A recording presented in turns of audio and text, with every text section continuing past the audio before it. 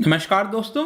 Bharat enter कर चुका है वर्ल्ड ट्रेड ऑर्गेनाइजेशन की एक टॉप 10 की लिस्ट होती है that is related to agriculture produce exporters. कहने का मतलब है कि वो देश जो सबसे आगे हैं एग्रीकल्चर वाले आइटम्स को एक्सपोर्ट करने के लिए। यहां पर आप देख सकते हो India breaks into the top 10 list of agri produce exporters. तो इसके बारे में डिटेल से समझेंगे कि एग्जैक्टली है क्या और कौन कौन से मामले में भारत इस समय आगे गया है। और स्पेशली मैं बता दूं कि पिछले 25 ईयर्स का ट्रेंड बताया जाता है इसमें।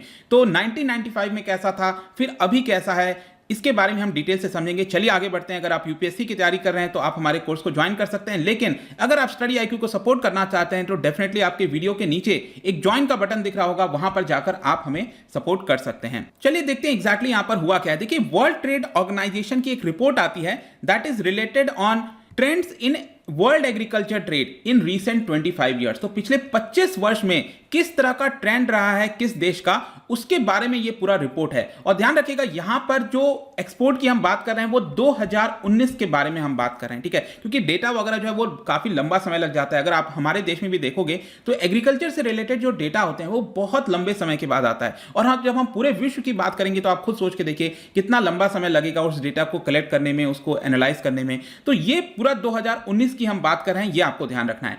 तो 2019 में भारत टॉप 10 में आ गया है एग्रीकल्चर प्रोड्यूस एक्सपोर्ट के बारे में। मतलब भारत ने एक्सपोर्ट किया है, दूसरे देशों में भेजा है। और स्पेशली यहां पर जो सिग्निफिकेंट शेयर है वो आपको राइस, सोयाबीन्स, कॉटन और मीट के अंदर देखने को मिलेगा, जिसके बारे में मैं इंडिविजुअली आपको आगे बताऊंगा। तो भारत का रैंक कितना है टॉप 10 में अगर आप देखिए तो 2019 में भारत 9वें नंबर पर रहा था, 9th रैंक आया है भारत का।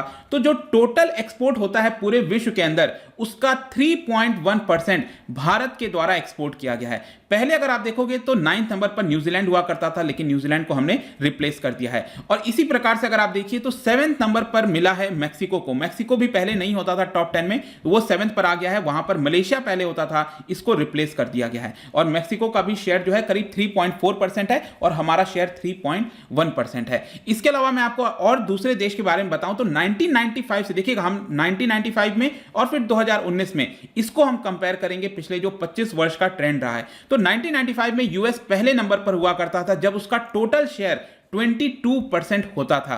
2019 की अगर हम बात करें तो सबसे बड़ा शेयर है यूरोपियन यूनियन। यूरोपियन यूनियन के अंदर जो टोटल 27 कंट्रीज आते हैं उसका कंबाइन हम बात कर रहे हैं, तो उनके द्वारा 16% यहां पर एक्सपोर्ट किया जाता है। और यूएस का अगर आप देखोगे तो यूएस का डिक्लाइन हो गया है, पहले 22% था 1995 में, अब इसका 13.8% मिलेगा। तो मतलब यूएस का डिक्लाइन देखने को मिला है। ब्राजील का जो रैंक है वो थर्ड लार्जेस्ट एक्सपोर्टर है, ये अब हो चुका है 7.8%, उसका जो टोटल शेयर है। पहले ये 4.8% हुआ करता था। चौथे नंबर पर अगर आप देखो तो चाइना का नंबर आपको देखने को मिलेगा, ये 5.4% इसका शेयर है। 1995 में चाइना 6th प्लेस पर हुआ करता था, वो उस समय 4% शेयर था, अब इसका शेयर बढ़ गया है। मतलब वो ज्यादा एक्सपोर्ट कर रहा है पहले के मुकाबले।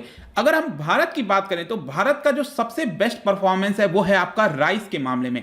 राइस में अगर आप देखो तो 1995 में सबसे ज्यादा राइस एक्सपोर्ट किया जाता था थाईलैंड के द्वारा। पूरे विश्व में जितना भी राइस एक्सपोर्ट होता था उसमें से 38% अकेले थाईलैंड करता था, भारत 26% करता था। लेकिन 2019 में अगर आप देखिए तो भारत टॉप किया है, सबसे ज्यादा राइस हमने एक्सपोर्ट किए हैं 33%, और थाईलैंड का शेयर गिर गया है, ये हो गया है 20%। और वियतनाम अगर आप देखोगे तो ये 3rd नंबर पर है 12%, और यूएस को भी इसने ओवरटेक कर लिया है। और इसमें एक और चीज ध्यान रखने वाली बात है, अगर टॉप 10 देश अगर आप मिला दो जो एक्सपोर्ट करते हैं राइस को, तो वो 96% से ज्यादा राइस जो है अकेले ये टॉप 10 कंट्रीज के द्वारा किया जाता है। तो ये तो हमने राइस की बात कर ली जिसमें भारत बहुत ज्यादा एक्सपोर्ट किया है। कॉटन में भी अगर आप देखोगे तो 7.6% जो टोटल एक्सपोर्ट होता है उसका 7.6% हमने कॉटन का किया है। 3rd लार्जेस्ट देश हैं जो हम करते हैं। अगर क्वांटिटी के मामले में बात करें, साइजेबल शेयर के बारे में, इंपोर्ट के बारे में बात करें, क्योंकि हम एक्सपोर्ट तो करते ही हैं लेकिन इंपोर्ट भी कराया जाता है भारत के द्वारा, और ये 10% आपको मिलेगा। और एक और चीज ध्यान रखना है कि भारत का जो एक्सपोर्ट है कॉटन में इसलिए भी बढ़ा क्योंकि आपने बीटी कॉटन के बारे में सुना होगा, ठीक है। इससे जो डिजीज वगैरह की प्रॉब्लम है वो यहां पर कम हो रही है, और क्वांटिटी जो प्रोडक्शन है वो आपको ज्यादा देखने को मिलेगा। तो इसके लिए हमारा एक्सपोर्ट भी देखने को मिला है। 1995 में हम टॉप 10 में नहीं हुआ करते थे, कॉटन के मामले में एटलीस्ट आप कह सकते हो। इसके अलावा मीट के मामले में भी भारत अच्छा किया है, 8th नंबर पर हमारा रैंक है। टोटल जितना मीट एक्सपोर्ट होता है विश्व भर में, उसमें से 4% हिस्सा अकेले भारत ने एक्सपोर्ट किया है। लेकिन हाँ, यहां पर बाकी जो खराब परफॉर्मेंस है, जैसे कि आप देख सकते हो 1995 में हम वीट के मामले में, मुस्लिम के मामले में 2000 जो है आपका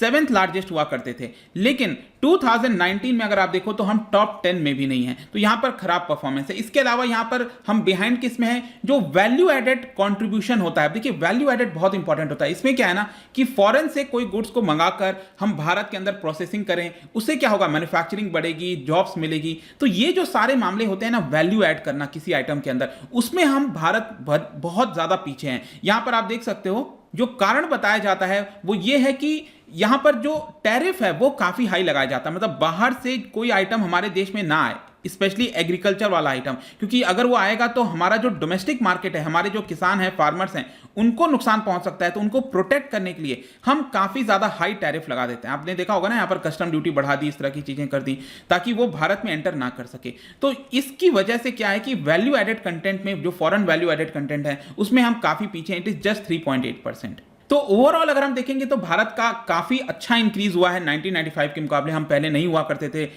टॉप 10 के अंदर, अब हम टॉप 10 में आ गए हैं। तो इसका कारण क्या है, देखिए यहां पर सरकार के द्वारा बताया गया है कि जो रिपोर्ट आई थी reforms to promote agri export, इसके अंदर कॉमर्स मिनिस्ट्री ने बोला है कि बहुत सारे ऐसे स्टेप्स लिए गए हैं, मैं आपको आगे बताऊंगा वो क्या है।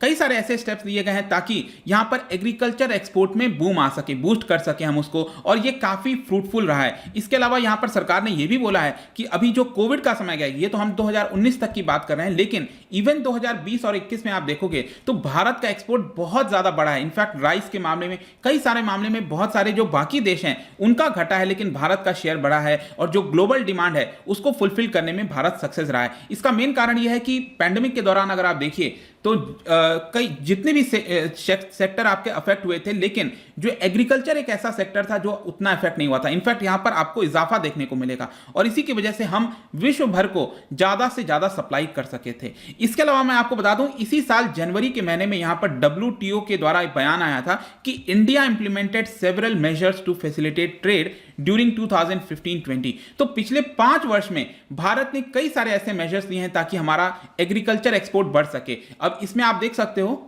जो प्रोसीजर्स होता है कस्टम क्लियरेंसेस का इंपोर्ट और एक्सपोर्ट करने के लिए, उसको हमने सिंप्लीफाई किया है। जैसे कि यहां पर बताया गया है एक कई सारे स्टेप्स हैं, जैसे introduction of Indian customs electronic gateway, automatic तरीके से चीजें पास हो जाएं, single window interface for facilitation of trade जिसको स्विफ्ट कहा जाता है, डायरेक्ट पोर्ट डिलीवरी हो गया, डायरेक्ट पोर्ट एंट्री फैसिलिटी हो गया, रिस्क मैनेजमेंट सिस्टम हो गया। इस तरह के इलेक्ट्रॉनिक और टेक्नोलॉजी का इस्तेमाल करते हुए भारत ने अपनाया है, जिसकी वजह से जो ट्रेड है वो आपको बेहतर देखने को मिलेगा। और ये सारी चीजें क्यों बताई गई थी वर्ल्ड ट्रेड ऑर्गेनाइजेशन के द्वारा, क्योंकि यहां पर क्या होता है हर 5 साल में एक रिव्यू किया जाता है, और भारत का रिव्यू किया जा रहा था कि भारत कैसा परफॉर्म कर रहा है बाकी देशों के मुकाबले। पिछली बार हमारा रिव्यू हुआ था 2015 में, उसके बाद 2020 में भी आपको देखने को मिलेगा। तो इसकी वजह से यहां पर ये सारी चीजें बताई गई हैं, जिसका डायरेक्ट परिणाम आपको देखने को मिल रहा है कि भारत का जो एक्सपोर्ट है वो बेहतर हुआ है। लेकिन यहां पर एक और मैं चीज बोलना चाहूंगा, 3-4 साल पहले आपको याद होगा जो इकोनॉमिक सर्वे आया था उसमें बोला गया था कि क्या हमें बहुत ज्यादा एक्सपोर्ट करना चाहिए, क्योंकि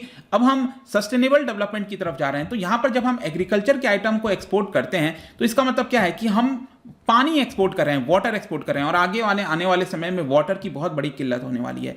तो एग्रीकल्चर के लिए वाटर का इस्तेमाल करना, तो एक इनडायरेक्टली हम क्या कर रहे हैं, वाटर को एक्सपोर्ट कर रहे हैं, और वाटर हमारे देश में भी कई जगह आपको प्रॉब्लम्स देखने को मिलेगी। तो इसको लेकर थोड़ा सा हमें सोचना चाहिए कि क्या ये सही तरीका है, या फिर जो बाकी के इंपॉर्टेंट आइटम्स होते हैं, चाहे मैन्युफैक्चरिंग सेक्टर हो गया, क्या हमें उस पर ज्यादा फोकस करना चाहिए। तो ये पूरा वीडियो है। जाने से पहले एक इंटरेस्टिंग क्वेश्चन आपके लिए लेकर आया हूं। आपको बताना है हमारे देश के अंदर, मैं हमारे देश की बात कर रहा हूं, भारत की बात कर रहा हूं, यहां पर कौन सा इंपॉर्टेंट नॉन फूड क्रॉप्स है, इसमें से कौन सा नॉन फूड क्रॉप जो सबसे इंपॉर्टेंट है वो आपको बताना है। इसका जो राइट आंसर है आपको पता ही है, मेरे इंस्टाग्राम पर तो मिलेगा ही, वहां पर अगर आप नहीं हो कोई बात नहीं, आप टेलीग्राम से भी ले सकते हैं। यहां पर मैं कई सारे एमसीक्यूज यहां पर डालता रहता हूं, स्टोरीज के फॉर्म में आप जाकर प्ले कर सकते हो। बाकी अगर आपको इसका पीडीएफ चाहिए तो टेलीग्राम पर आइए, अलग अलग सोशल मीडिया पर भी आप मुझसे जुड़ सकते हैं। और जैसा मैंने बताया कि अगर आप सपोर्ट करना चाहते हैं स्टडी IQ को, तो आप ज्वाइन का बटन दबाइए, आप स्टडी IQ की मदद कर सकते हैं। तो आई होप कि वीडियो आपको पसंद आया होगा। मिलता हूं आपसे next time. Till then thank you very much, see you soon.